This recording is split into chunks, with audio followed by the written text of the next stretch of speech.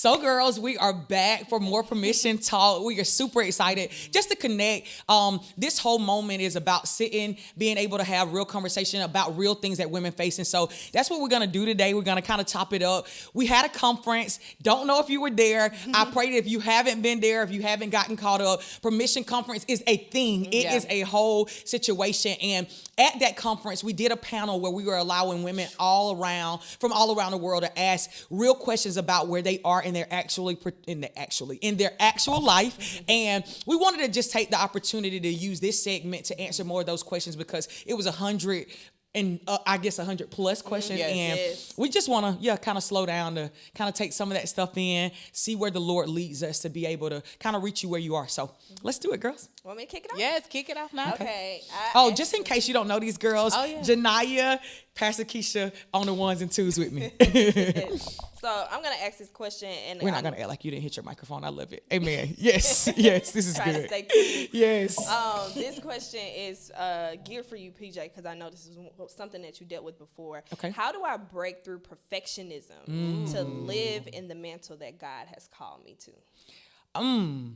The mantle that God has called me to. I really believe that the root of perfectionism comes from this idea that you have to have it all together and you have to be right because you don't believe someone else is. And what helped me more than anything was when I learned that God actually was perfect. Like he is without error and without flaw, perfect, powerful, strong, and able to lead and guide me. It made me release the weight and the burden of feeling like I had to have it myself. Because that's the reason we do it. We feel like, okay, I got to make sure I have all my words right. I got to look perfect because if I don't, who will? There is this desire to feel like you can rely on something. And even if that means trying to put together something to rely on, like this faulty foundation of your makeup looking perfect or the job title being specific. We want something to depend on. I just found as I've walked this process of learning that God is dependable, like just like this chair I'm sitting in, like I can touch him, I can embrace him, I can release the weight of holding myself up onto him because I found every time that I did, he would hold me up. It released the burden of me feeling like I have to do it all right, cross every T and dot every I. It healed me of it because I found that there was something more perfect than me. He's without error and without flaw. So that's what I would say to the woman that asked that question. If you've been struggling to hold it, try to put it together yourself, like there's something better than you. And what you'll find even in the times where you try to be perfect, you hit your microphone. Like you try in your own effort and your own strength, but because we were not made and fashioned to be that way, we were literally made like we need oxygen. We were made to have dependency on the Lord. And as you do that, you actually end up seeing a more perfect version of yourself because you're not trying to do it. You are allowing the Father who is perfect to show himself through you, and it makes everything better. It's just way freer. I think for me, like it's funny, like it seems like as I grow closer to the Lord, I deal with perfectionism more. I think it's because I'm becoming like more aware of his standard for me. Okay. And so the more I am aware of that, it's like the more I'm like, I see where I'm not missing the mark. And I feel like God was just telling me, I told you this yesterday, like just live. Because I had to realize like in those moments where I'm like sitting in my prayer room and I'm like, Lord, I know I'm short. Like I know I'm not like where I'm supposed to be. I felt like he was telling me like, you didn't get yourself this far. That's like when I showed you 2-3 years ago who you would be today and you were trying to figure it out then, if you look back, like you were just living and you ended up here. Like don't look at what I'm trying to do in your life a year from now and say like, okay, for me to become that Janiyah, that means I have to do this and I have to do this. And he was like, no, like every day with me, that's all it takes, and we'll get through this thing together. But I thought it was just funny, like, as I grow closer to the Lord, I'm like, why? I didn't even used to deal with this in the past. Like, now I'm dealing with it more and more. So every day, it's like a learning lesson for me.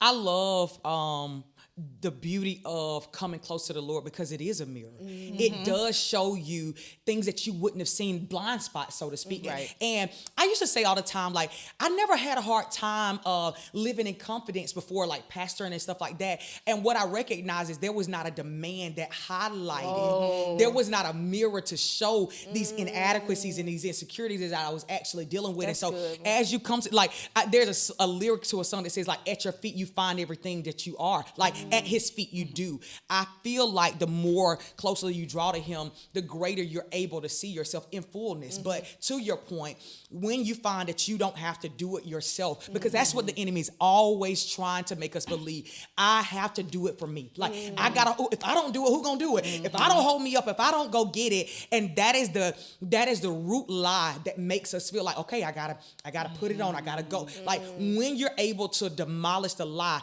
I have to, and he will.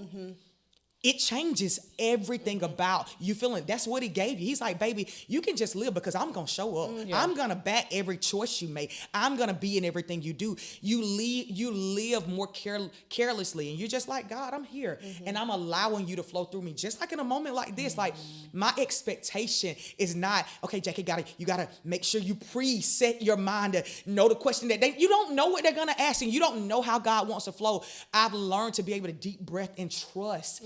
Just like I'm trusting this chair that he'll show up through me. It's so much better that way, you know? Sure. I think for me, my issues with perfectionism always are tied to my sense of worthiness and that, like, Keisha is only fully worthy of love or acceptance when she's perfect. And she gets it all right. But like that kind of that feeling of like, kind of what you were saying, like, Lord, I don't got it. And me pushing past the fact of just accepting, like, oh, it may not turn out how I want it to turn out. I will push myself past that because it's like, well, if I don't, then will I be fully accepted? Yeah. Will I be fully loved or cheered on? And so, yeah, I think anytime I'm struggling with perfectionism, it's because I have not rested in the fact of, regardless of the outcome, regardless of what it turns out to be, or if I check off every box, or I don't check off every box, it is not indication of who I am and what he's called me to be, and just my worthiness of love or fullness and being accepted, even if I don't hit the mark. And so that's been my own personal struggle with a wrestle of a perfectionism. I really love that. Like, it's the worthy tie. I get it. I think it draws me back to that affirmation of the Lord is so necessary, because we will go looking outwardly for the thing that we don't have inwardly. And when he has solidified, like, no, girl, you are beloved. Like, you are what I say you are. You walk into every situation much differently, not trying to do a thing to gain something because you already have it. So I love that. Really love that. Yeah. Great question. All right. So next question, we're going to shift to relationships. Okay. So this is from, I'm sure this is hot topic. Yes. This is from one of our ladies who it seems like she's dating. Right. And so her question is around, why is it as women, we often look at potential in mates? So not the finished product or not what they currently really do possess, but why is it that we always kind of look out for things that we are hoping that they have versus what people really do show us what they have? Like, they do show you. Yes. So can you talk to ways in which we can look for the real, like the actual thing, and not get caught up in the potential or the fantasy of what we're hoping people would turn out to be? I love that. I believe the question was like, why do we? I think we do it often because we're not settled in waiting. So it's like, I'm hungry and I just want to eat, rather than I'm hungry and I want a specific thing to eat. And the ability, like the gap between your ability to be confident that if I wait on the specific, I'm not missing out on anything. It allows you to eliminate things from your diet that may not be good for you. It's like, I'm not going to accept just Five Guys when I know Ruth Chris is there. It might take a little bit longer for that food to be prepared, but I know it's so much better for me. The reason why I think we sell out and we settle for potential versus what is actualized is because we're not confident in believing that if I keep waiting, like, God, I'm 30, or I've tried 3 dudes and they haven't quite measured up yet. I don't know if I wait on actual will ever show up. And to me, it always goes back to a talk about real faith. Like, do you really believe what God has said about you and concerning you? If he said that you are to have a man of of integrity, do you truly believe that he can do that? Like, it really has less to do with the person and that potential guy than it does with your actual personal relationship with the Lord. Because the more you believe what he says, the more you'll be willing to wait to see what he's desiring to bring to pass. And there ain't no desiring to bring to pass in hypotheticals or in potential. It is an actualized version of like, oh, I can really have the man that God set for me. One thing that I will say on the flip side of this, though, is I believe that there's a balance. I don't believe that any person is ready-made. Right. I don't. I believe that Travis, who's my husband, said that I want this woman that is fiery and got everything together, that he would still be waiting on a woman. I do, because I don't believe that anyone is perfect. I believe that the Father will give you some things that are like deal breakers. Like, these things must be in place, and you cannot compromise on those things. But then there are going to be other things that you might see in infantile stage, which can be called potential, and say, I can see something here because of the other things that must be true, and say, oh, I believe that the Lord can bridge the gap here because I've seen these other things already be true in their life. And so I don't think that potential is bad at large. I believe that there are some things that you just cannot compromise on as it pertains to potential. Like, is he potentially going to ever come to church? I don't know that you should allow someone to lead you that you don't know for sure has your same moral compass. Like, I don't know if you should bend on the fact if they're going to be able to wait on you you want to be celibate. Like, if he literally already coming from the draws already, it may not be the thing that you want to, get in there hoping that he won't lead you into a temptation that you can't get yourself out of. Yes. So, I believe, like, as it pertains to growing in self-control and patience, like, we all have a measure of growth that is always going to happen until Jesus comes. The Bible talks about that. And so I just don't want us to say potential at large is bad. I think some things that you are bringing yourself down to because you're not waiting on the Father in faith to do the thing that he said is huge. But I think you hit the nail on the head. Okay. Because even when you were talking about yourself, there was always fiery Jackie in there. Now, that's true. It may not have been a You full might have saw polish. glimpses. You saw glimpses. And I think that's the point That's of like good. that they will show like glimpses That's so of, good, Key. okay, I see, because even with my husband, right? So like you said, like there was something that I'm like, oh no, I could see that thing. It was still, God was still perfecting it. That's good. But he was still a person who was allowing the Lord to perfect it. And I think Are they even open? to allow the Lord, That's because it's good. some people that be like, oh, it kind of got there, but they not even trying to even remotely. It's like, no, I'm submitting this to God. I'm still working through this, so it has the potential because they've placed it in His hand. Yeah. But there was still that That's you was good. there, Yeah. like you was in there, and so I think it's a difference between that person not showing no Nothing. fruit, Yeah. yes, and you're like, it's gonna be a tree, and it's like it ain't even like a seed of it. But nah, can you talk this, because you are single sister. life. Yes. What has been the thing that in seasons or times in which you kind of knowingly been like, For sure. I'm gonna go there, I'm gonna look this way, or just believe the potential? What was that for you? Speak to that part. And I'm gonna talk about me. I ain't gonna talk about nobody else. I'm gonna there. talk about me. I put potential in the things that I should not have put potential in. Okay. So I would put potential in looks or money or all that kind of stuff, and not place my potential in their spiritual growth. So what I mean is, I would look at somebody, literally yesterday, me and Pastor Keisha was talking about somebody with dread. Okay. And I was like, dreads ain't never been my thing. And she was like, well, that's nothing but a haircut, da-da-da-da. But I would brush that off. But if somebody was struggling in their spiritual life, I would say like, oh no, he has potential because God can come in, or, even me, like I can do this and I can do that. But the things that I should have been overlooking, I wasn't. But the things that I should not have been overlooking, I was. And so for me, it's kind of just, and God. The question is why? Why? Why did you overlook the necessities? Bypass it. Why? I think it's an amalgamation of things. Whoa. Amalgamation is so good. But the main thing is, I was not sure of the type of man that God had promised me, or the type of woman that I was the type of man I deserved. Like, I was more so thinking like you said, I'm hungry. I'm hungry, and I'm sick of being hungry. Yeah, it ain't Five Guys, but it's with Charlie's. They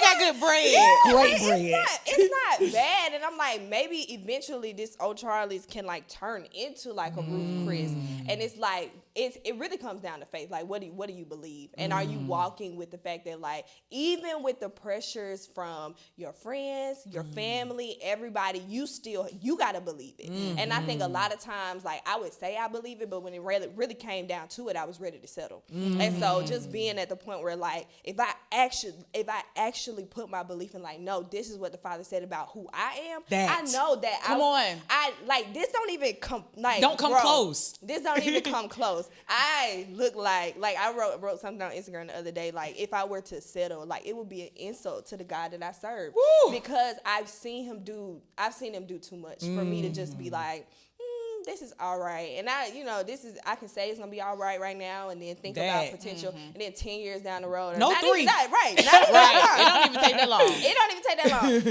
And, had this beautiful wedding, and then in 2 years, I'd be like, dang, you still the beautiful same. wedding, horrible marriage. Yeah. And so I just had to, it was a me check that I had to go through. Like, it wasn't even about, like, the other person. Because you're right. It's more so, like, what has God said about me? And I have to actually believe I am who he said I am. Because when you do, every other thing is a result of that. Like, it's from that perspective that everything changes. I can have what he said when I believe who he said I am. But when you don't, you're like, I don't know, because you be kind of questioning yourself. Yes. Like, am I really going to be this fearfully and wonderfully made woman, or am I still a thought? Like, you don't really know. Like, and I do agree, and I love that you shine that light on yourself, because I don't believe in y'all. And ladies, if you don't know this, I'm hard on women because I was hard on me. She is. I walk like so many times. We always looking at the guy as to why they haven't showed up. Why you get on the ride? Like, no one asked you to pay your money to get on the ride with homeboy. You willfully went to the amusement park,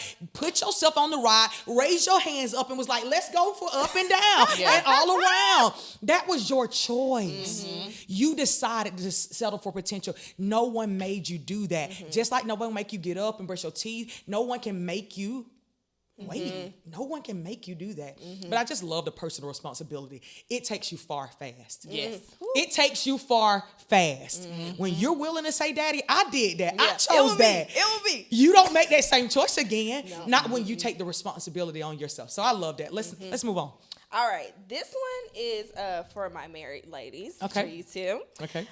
She says, how do you step back, not be so outspoken and controlling with your husband, because I'm the breadwinner? Sometimes I have resentment because he has to depend on me due to his health issues. I would love for some married women to answer this. The thing I hear, it's a little beyond the scope of the question, is she desires someone to rely on. Like, she desires the ability to partner, like to have someone balance the weight of what she has decided or allowed herself to feel by herself. And that can be hard. It can be hard to feel like you're out in this world alone, doing it all alone. One thing that is beautiful about the gift of marriage and the construct of what the Father created is he did it with this desire for a united front and oneness, because there is strength and power in unity. And irrespective of the amount of money my husband makes or I make, my husband and I, we've tossed it up. I was a dentist and I was supposed to work, and he was going to do music and keep grinding. And it ended up flip-flopping where he basically carried the marriage, and I never worked for a long, long time. The whole point of the whole story that I just said is it was all in unity that we made those choices. God, what is good for our life together? We don't have separate bank accounts. I'm never looking at what I made or what he make as that's him and this is me. It is all one thing. And I think that changes the scope of everything that we do in marriage. When we stand and we give our vows, we say in sickness and in health, to death do us part. Like, God is bringing two together to become one. We're leaving and we're cleaving. Like, it's all about coming together to be helpmeets. And so I think resentment, I think pressure, frustration leaves when we see ourselves the way he designed it to be seen. When you don't see you're not a breadwinner when you're in a marriage.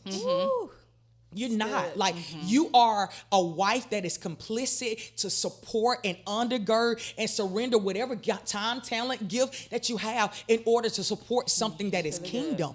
And when we get that, we get everything. And what I would see it as, if I'm you as a woman who asks the question, is, man, what a privilege it is that the Father has given me the opportunity to serve my husband like this. Because the truth is, what if it was me? That's it. We never really think about, what if the shoe was on the other foot and I was the one sick and he had to care for me? Would I desire for him to look at me as some dependent or as someone he has the privilege to serve? I think it's just so much more beautiful when we can see the way the Father saw. Like, he gives us this type and shadow even in our relationship with him. He says something in Romans 5. He says God demonstrated his love for us he said, while we were yet sinners, Christ died for us. Like, he says, demonstrated present tense, like, but he died already. So he did a work before we got ourselves together, before we could pay any debt, before we could do anything. He says, I'll go the distance. Yeah, they broken. They are in distress. They don't have it all together, but I'll pay the bill. Yeah. I'll do what's necessary. And I think it is such the picture of how we are to be in oneness in marriage. It's like, before they can get it right, before they are able to speak my love language, before they're able to do it the way I would have done it, I'm just going to extend love. I'll demonstrate their worth by me demonstrating love to them. Their worthiness, not because of anything that they did, but because of the vow I made. Because so often we don't see the reciprocation of what we desire because we'll never give it until we see it. And it doesn't work that way. The principle of sowing and reaping is not that way. You have to give before you receive. And I just believe that it would be a game changer for this marriage in particular. Just give lavishly and fully from the perspective of how you would want to receive if you were in the position that your husband was in, and seeing it as one.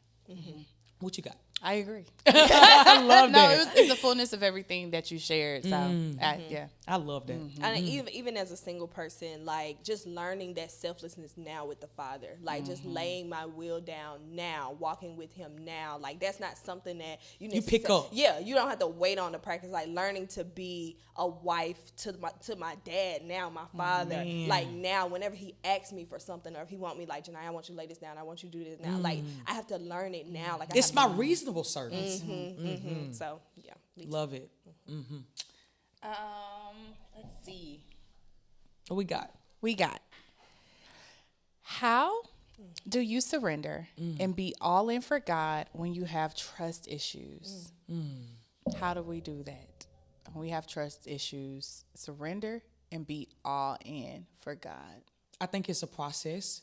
I don't think that any human, any Christian is at the point of 100% surrender and 100% like letting go and trusting the Lord, right?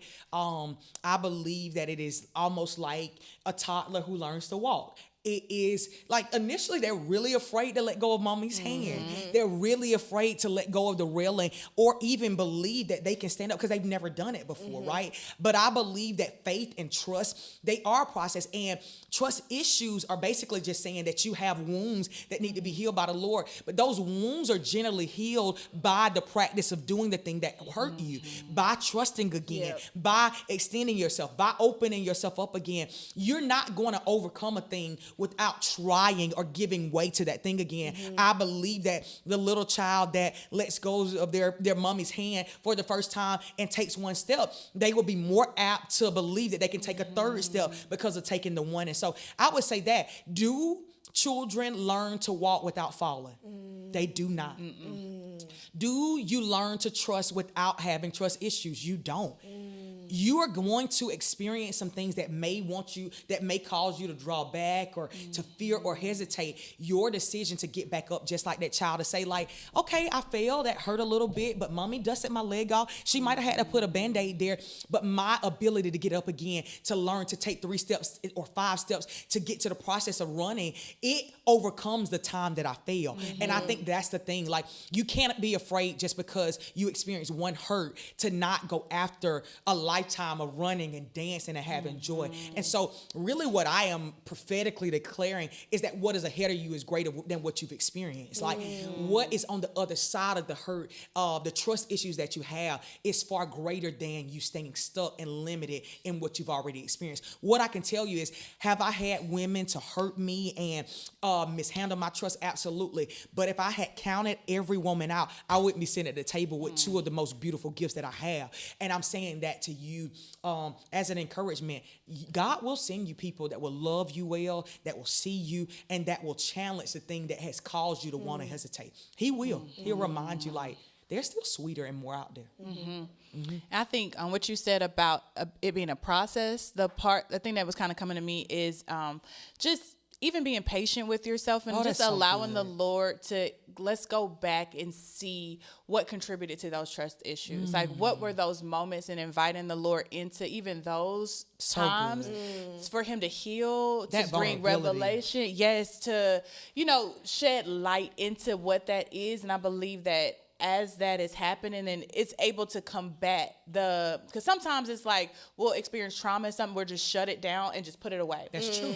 And not being able to allow the Lord to go back to heal, to bring light into it. And so it keeps us stuck in that cycle of I just don't trust people when it comes to X, Y, and Z. Because I dealt with it. Good. Like that's what I do. But instead of being like, okay, now let's go back to that time. Let's sit here. What was it? How can I, how the Lord can show you, no, I was actually right there along the way. That I was holding your hand, or I was protecting you. And so it may help us to be able to see and experience even the past things a little differently, to be able to open ourselves up to that future as we move forward. So that was the only thing that kind of came to mind too, was just inviting him into that past part to just to heal, bring truth to it, so that you don't continue to repeat a cycle in the future.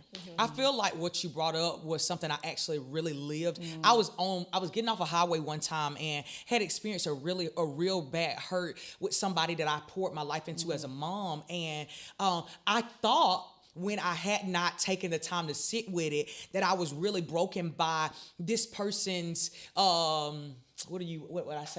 departure from my life. Like, I was sad that he wasn't in my life. And I was sad also.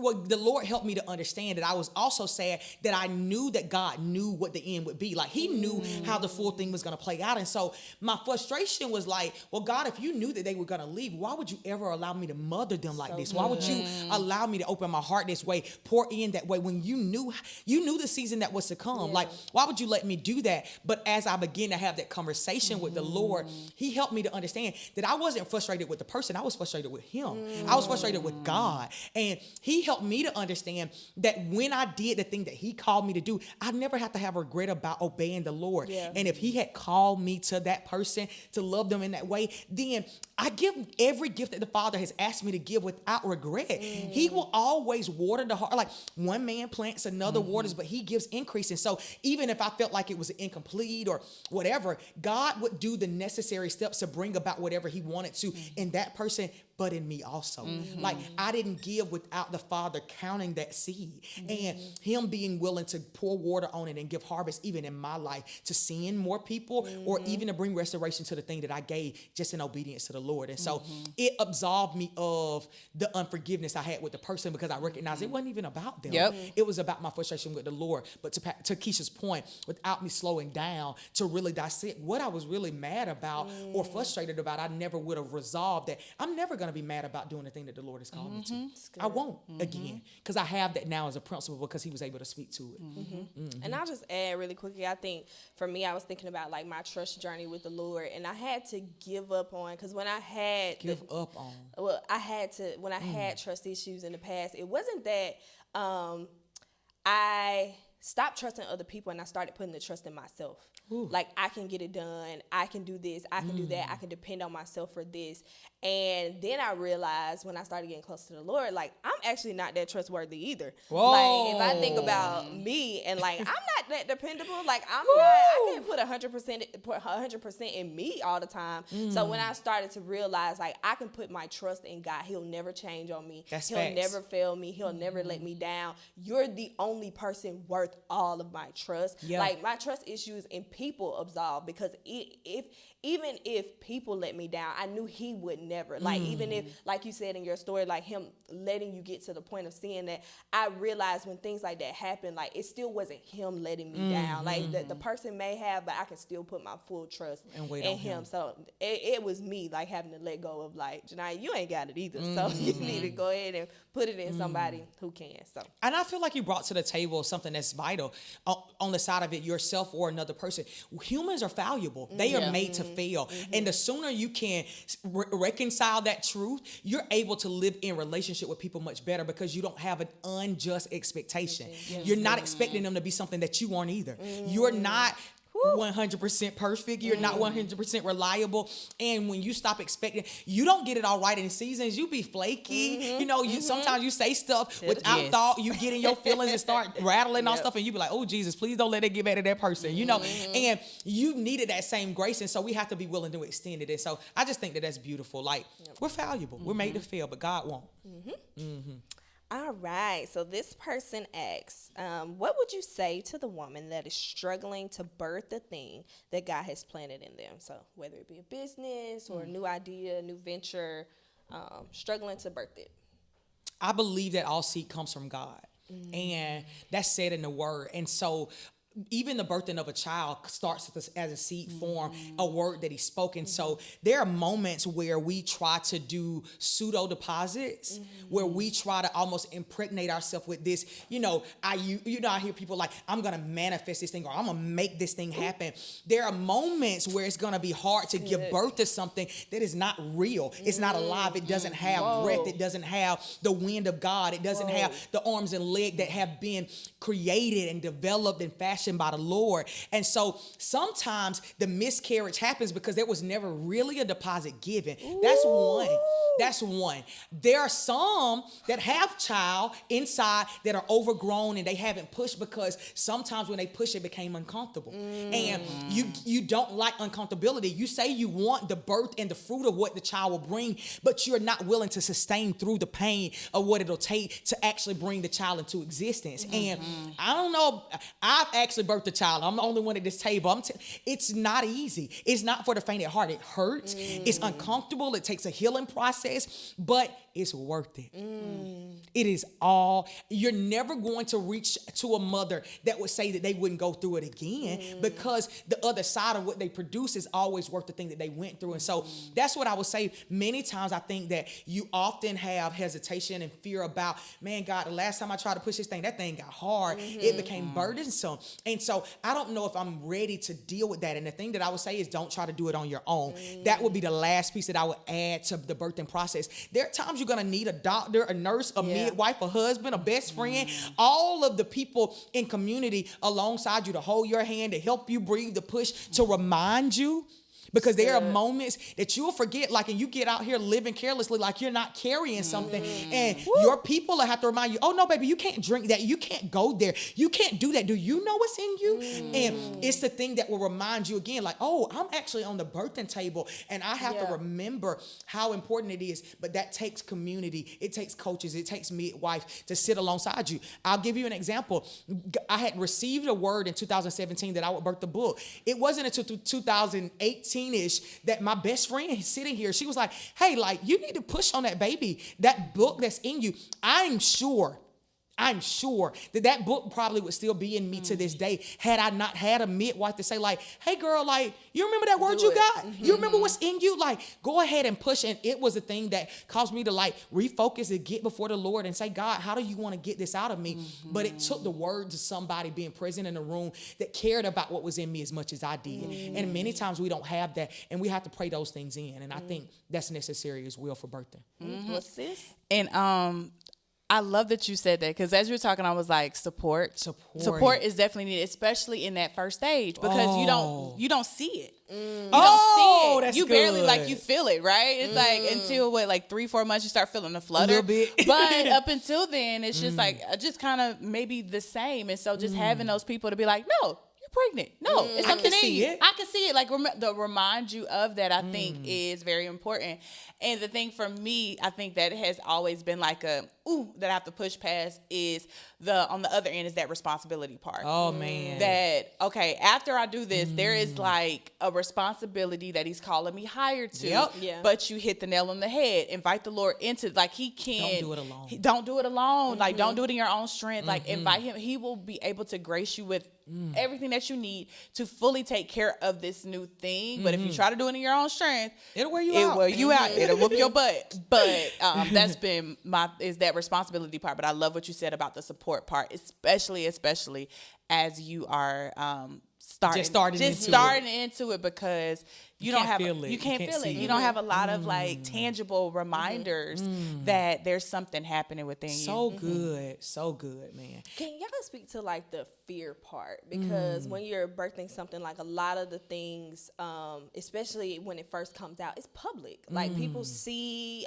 when you first launched Spark, we had a party and like everything was happening. But I think there's a lot of people that deal with like going out there and failing or it not looking like what you thought it was gonna look like, or you know, whatever it may be. Just can y'all speak to like the fear of somebody stepping out there?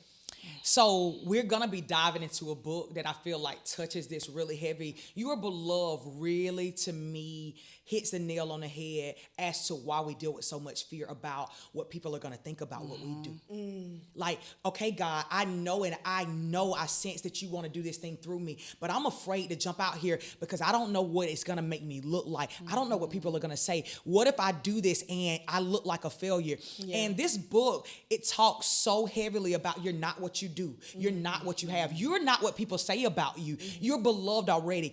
I think when you can anchor your life in that you're a success already because of your obedience, you're not waiting for the book. You're not waiting for the business to be successful to say you're successful. All the Father in the Word says success is an obedience. And so when you stepped out to do the thing that he said, you're successful already. And the one thing that I love that the book helps me to remember is that we are not looking for it to measure by the world standard. You're looking for God's standard and God's way. In the kingdom, it is obedience equals success.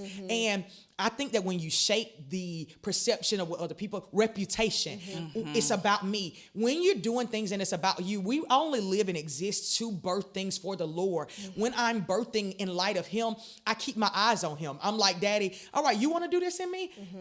Let's do it. Let's partner. But when it's about me and making my name great and my reputation, you're going to have a lot of fear associated with that because you're now trying to uphold something by what you produce. And I'm telling you, the enemy will wear you out with outcomes. He will. He'll drop it like it's hot on you. Like, oh man, he'll be like, oh, you think your little business doing good? Oh, well, let me make your sales decrease to see if you really trust the Lord. Because I mean, honestly, he is the one that clocks in the most on us getting shored up in our foundation of belief about success really being obedience. Because we'll say, oh no, it's all about you, God. But then when we don't look good, was it really about you? Yeah, because God gonna be clapping from heaven. It's often that when we don't see that clap from social, that we're not satisfied, and He will purify that desire for man's applause every single time. You are not what people say about you, and you're not what you do. You're a daughter. You're a daughter, and as a daughter, you have right to do exactly what your daddy says without fear, without hesitation, and knowing that He will partner and do it with you. So you don't have to be afraid. And I think from the book too, we're gonna touch on that in a little bit, but it's the identity part. And I think too, what we have to be careful with is even in the great things that we're birthing for the Lord, that we don't tie our identity to those things. Yes. Because one thing that the book shares about is this feeling of shame too. And so like I experienced something as Janai was talking about, like we launched our business, right? It was great. It was all over. Did y'all hear that? She said our. Like, I'm just tagged. Like, although this was a word that the Father gave her specifically, she doesn't do it without her husband. Yeah. It is always a united front. I'm sorry. Just had to take the pause. Had to take the pause. And that's been, I used to not always say that. Wow. Wow. That's been a growing thing too. It was my business. It was this, but then I would be frustrated when I didn't feel the support of my husband.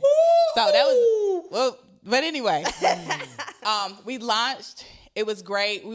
Everything was going amazingly. And then there was an incident that happened like maybe 3.5, 4 months into it that shook me to my core. And because my identity was tied up into this new venture that I had, I dealt with so much shame that it almost paralyze me for a whole year. Okay.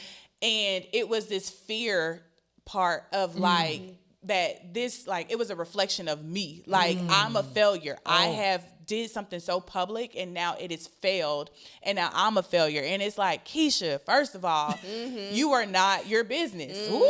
That's not who you are. And you have to release that perception of people and this feeling of shame of being like, it doesn't, like, even if a misstep happened, whether it was your fault or not, then you don't have to carry this weight of shame on you of this feeling of failure. What is failure? And it kind of goes back to your point of like, what is success? Success is obedience. And so did I obey? Did I obey? So therefore, there is no failure or condemnation attached to anything that I'm going to be obedient in. And so that was another thing as it pertains to fear. Is this, well, how am I going to look? How is this? And it's just like, well, baby, before you did spark, how did you look exactly already? like that's who you are. You're not these things that you do, whether they are amazing, they're for God, it doesn't matter. You're still not, that's not who you are. And so that's been something that has been helpful for kind of releasing that fear and those other feelings attached to even accomplishing these amazing things that he's called us to do. I just felt the Lord press me about moms.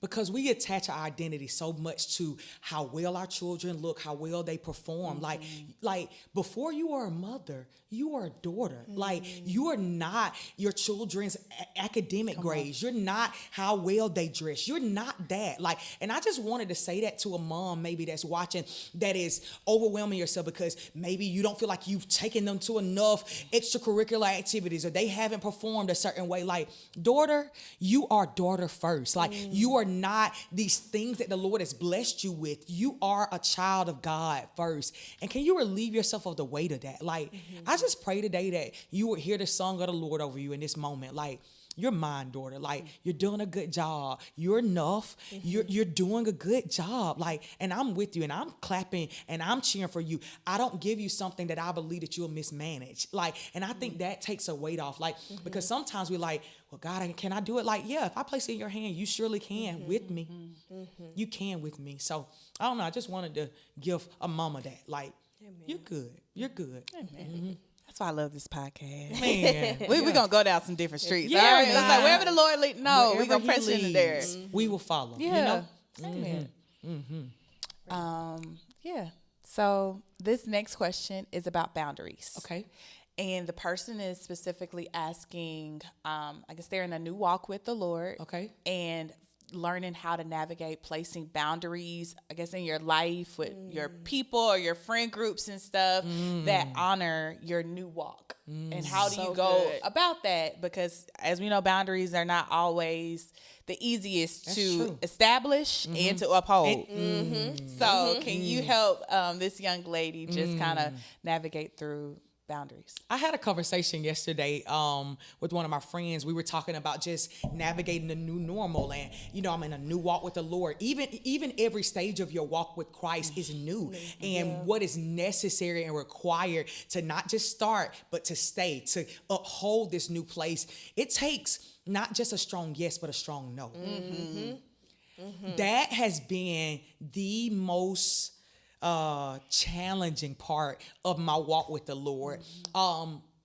More to do with wanting to appear a certain way for people. I don't want to seem like I changed. I don't want people to feel like I don't love them. I don't want people to feel like I won't show up for them. I don't want them to feel like I'm too focused on me or what.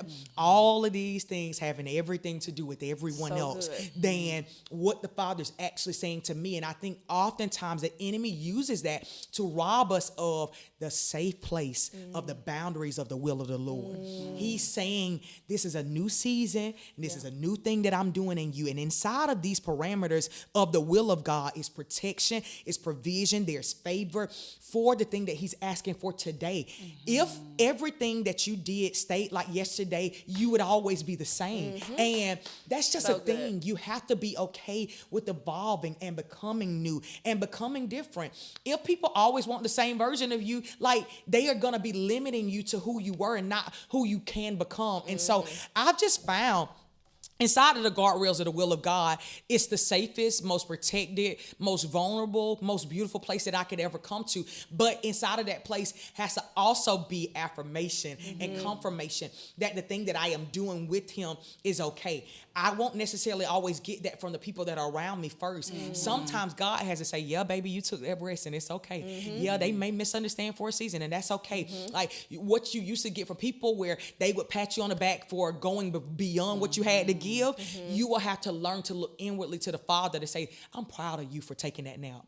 I'm proud of you for not answering the phone. I'm proud of you for not going to that place or allowing yourself to have a conversation that you know that might set you back. So like you have to allow the Father to affirm the places that you used to look externally to do it, because we naturally have a desire to be accepted, and that's not a bad thing. It comes from the Lord, but the acceptance has to come from Him too. I think two things. I think first, I had to let the Lord inform my boundaries. Okay. And not, We do that self-erected boundaries and make them up ourselves. That's good now. yes, and I think that's where we get into trouble with like judging others or trying to uphold, like feeling like we fail when we're trying to uphold these boundaries that we either created for ourselves or allowed our friends to tell us about. Like in my prayer time, God informs my boundaries. That's and so because good. of my intimacy with Him, when you talk about breaking those boundaries, it becomes a lot easier when you're in love with the Lord. And not just in not this legalism or like these like 1, 2, 3 check boxes, but really I'm talking about like really being in love with the Lord, because even when it comes down to breaking a boundary with somebody else, I would be more heartbroken that I would break the Father's heart than I would, feeling like that's what I think about. Like even when it comes to like being in a relationship with guys or like, these are my boundaries, like I be thinking about, man, when I get home, me and Jesus gonna have to talk about this, and I don't want to disappoint my Father. How beautiful is that? Like, but it came from a place of knowing how much He loved me, like knowing how, like when I truly, truly, truly fell in love with the Lord, those boundaries became just a way of life, not even like strict and box and all of this kind of stuff, but it's just like, this is how I live because I know He's loved me so much. Like this is how I show Him that I love Him too. Like this is just how I do things. And so I think, don't be just out here setting boundaries for yourself, and like really, really, really, really, really fall in love with Jesus, and allow Him to set this, and we're saying the word boundary, but it's really just like this tent of safety. That you just dwell in. Like it's not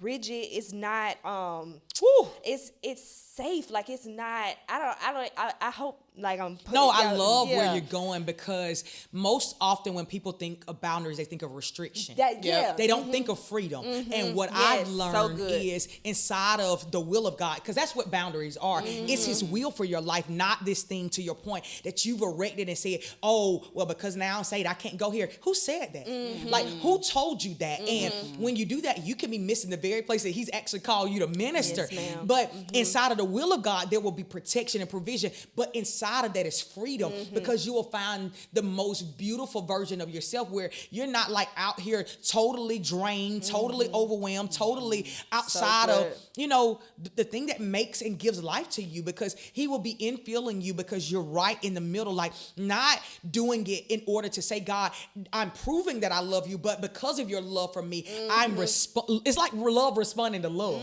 Like, Daddy, I'm so in love with you. Can I not do this to prove it, but to show you in a way that is beautiful back to you? I think of delight and freedom when I think of the guardrails that the Father gives me, because He knows what'll make me fall off the cliff. Yes, He does. He does. And He also knows what's not necessary for me, because for some, they may not be able to go to this place. They might not be able to do this with that guy, but He knows my inner workings and my makeup. And you don't have to erect something that He hasn't caused to be the thing for you. You can really listen to Holy Spirit and allow what He said specifically for you be for you, and to do that thing and that thing only. So much sweeter that way. So much sweeter. There was a question that was on there, and I think we can kind of continue to lean into it. And they were talking about, this is someone who's single, in relationships sexually. Okay. So like, how do I put practical boundaries, sexual, what were things that were helpful for you, just so that, because they do have a desire to honor the Lord even with their bodies.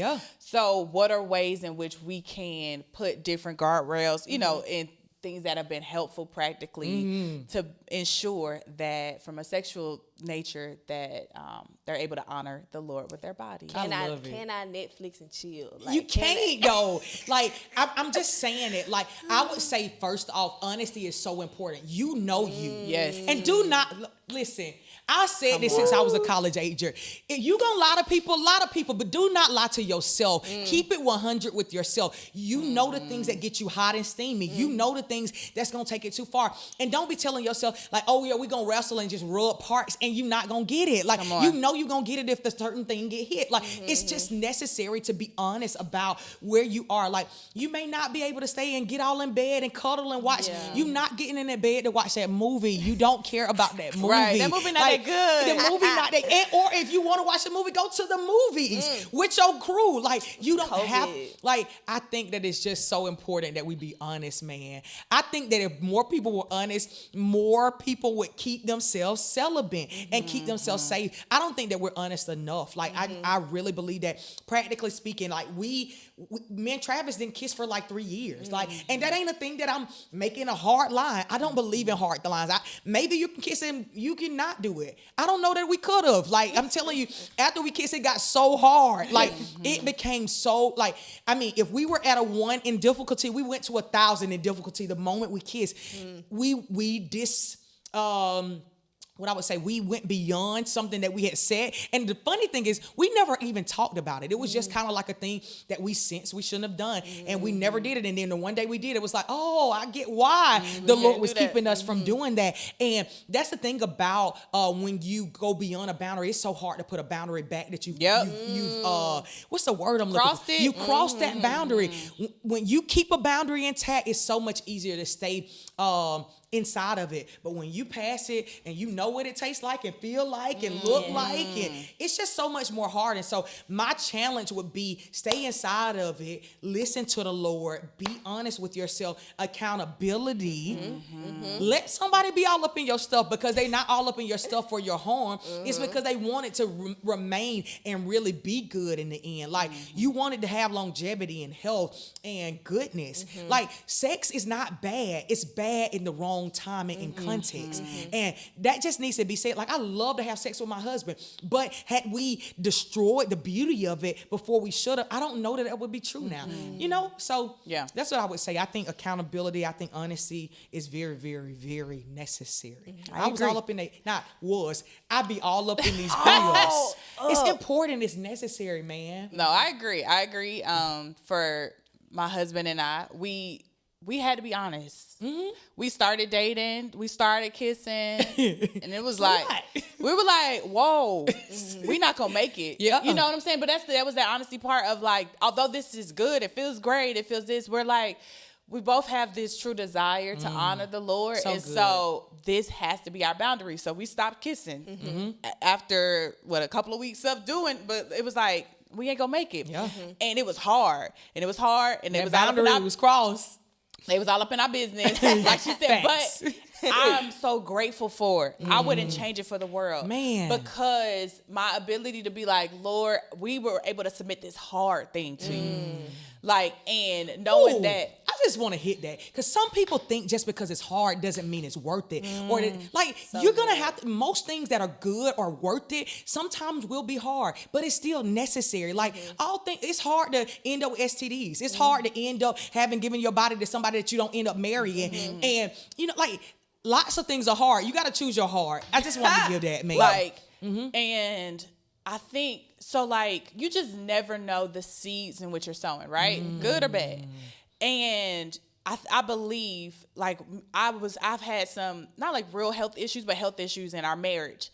But my husband has been one of integrity, and that I have not had to have the worry of, will you stray because I can't do X, Y, and Z for this? But because I've seen and we submitted this area, like we sowed this seed of self-control and honor the Lord, that I'm able to pull on heaven and be like, I know you're watching over us in this. Like, it's so much bigger than just, don't touch that. Don't do that. You know, hold off on that. It's like, it's producing. It's producing something. You're setting the stage for what you want your marriage to produce. And so that would be my encouragement, is like, see beyond just this can't moment. do this. I can't do but but look at like your ability to lock arms with this person who could potentially be your future spouse, to be able to put seed in the ground that will produce in year 2 or year 4 or year 7. But like that thing right there was just something that I'm grateful for, and I feel like he honors. Like I'm like, Lord, I know you're like you watch over this thing, like, and so yeah. I feel like the thing that you said that was so vital, like I learned to love my husband's mind. Like before I knew his body, before I knew his lips, like I loved his mind, like the way he thinks, the way he leads, like, and it's still intriguing to me. Even at this stage, we'll be 11 years in December. It's still because it was birthed in the beauty of purity. Like without touching, feeling, I gotta grope and touch your body. Like I can literally connect with your mind and be inspired to be another version of like y'all. People that just gotta hit it and quit it don't sometimes have intimacy and conversation. Like good communication skills are never built because we just have sex and make up sex and get rid of it. Like no, like that stuff won't sustain. It may initiate, but it won't sustain. Like, okay, y'all done flipped and twirled and hung from the chandeliers. What else? And so I think that you give yourself or you do yourself a disservice when you don't find out the fullness of a person. Like, okay, they can drop it like it's hot. They can turn upside down. But what else is there? Because in life, when you're 70, there's going to have to be more to that person than how well they can perform in a room. And the truth is, you're going to live more of your marriage outside of the bedroom than you will in it. Yeah. And you have to remember that too. So, and I would just say one more time for me,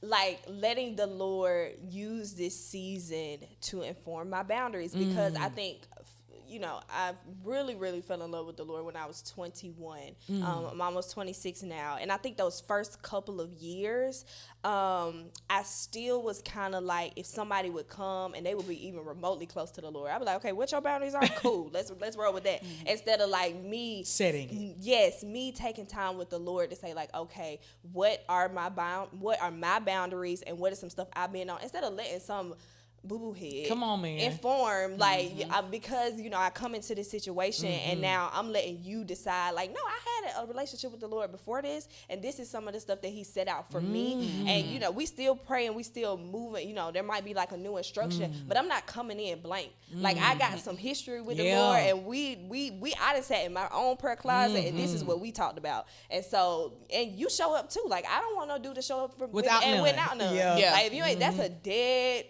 giveaway for something that ain't supposed to happen. Like you telling me that you ain't never sat with the Lord and had him talk to you about what you should and should not be doing, it's a no for me. And so that's what I would say, like, just use the season to go ahead and decide. I don't want to be caught slipping without no word, because that's a whole nother.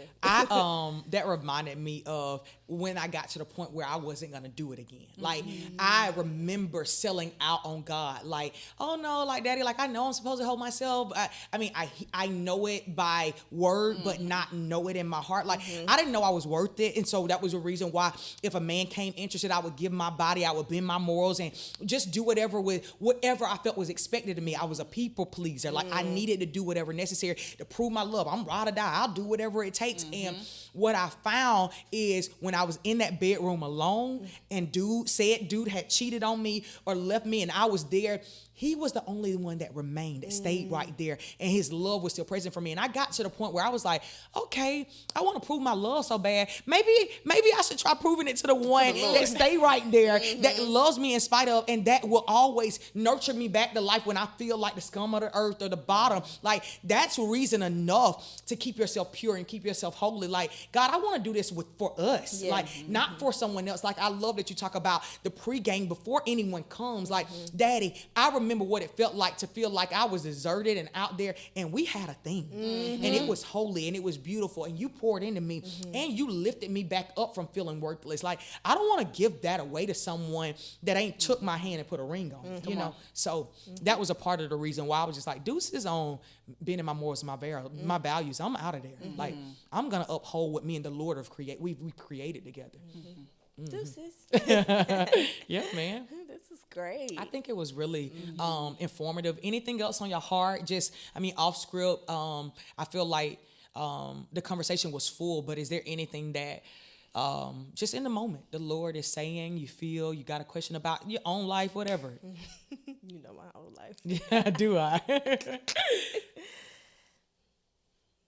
I think the one thing I'll say in moments like this, transparency and honesty, I think at the core bed of almost everything we talked about, there was this underlying and undercurrent of the Lord can handle your real self. Yeah. He can handle if you are addicted to pornography. He can handle if you are, like, whatever your thing is. Like, we don't come ready made. We have issues. Like, that's why we need a savior. And I think that I wanted to just kind of put that forward. Like, whatever your struggle is, whether you hurt us in the day that they're like, oh, that's cool. Like, I would love to do that. But right now I'm stuck in the thick of this. He can handle where you are.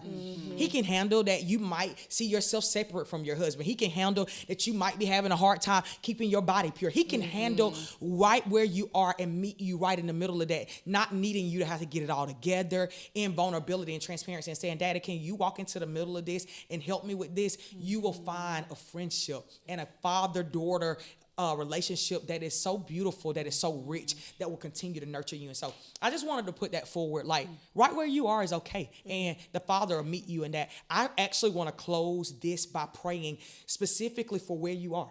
And so, Father, I thank you for, Daddy, you are the realest, man. Yes, you are, Jesus. You meet us right where we are, and you say, hey, girl, right where you are, you can belong and you can be a part of who I am, and I accept you as you are. Before you get anything else right, before you correct that thing in your marriage, before you correct that thing in mothering, in singleness, I am for you. I am with you. Like, I call you mine. I went to Calvary and died for you because I counted you worthy before you did a thing, and I count that same thing to be true today. You're worthy, daughter. You're mine. You're necessary. I love you just as you are. And right in the middle of the thick of nastiness and ratchetness, maybe not even that, maybe in the middle of purity, maybe in the middle of abundance, God wants to let you know that you, maybe who might be self-righteous, you need him too. You need him to come into the spaces where only he can do the thing that only God can. And he can minister there. Thank you, God. I pray, Father, for the woman that is struggling in their identity, that is struggling in their worthiness, that's struggling in their ability to see themselves the way you see them. Would you just sing your song over them even in this moment? Would you allow them to know that they're seen and they're loved by you? And that right in the middle of where they are, you'll be present for them to help them. In Jesus' name, amen. Amen. Hey, ladies, I pray you guys enjoyed today's episode. It was super fun. Yes, and we will be doing this more often. So go ahead, drop your questions in the chat below, invite your friends because it's going to be amazing, all right? And if you haven't already, please jump into Permission World, which is Dr. Jackie's online platform, so you can get in on all the fun stuff that we're doing and continue the conversation from today. Love y'all.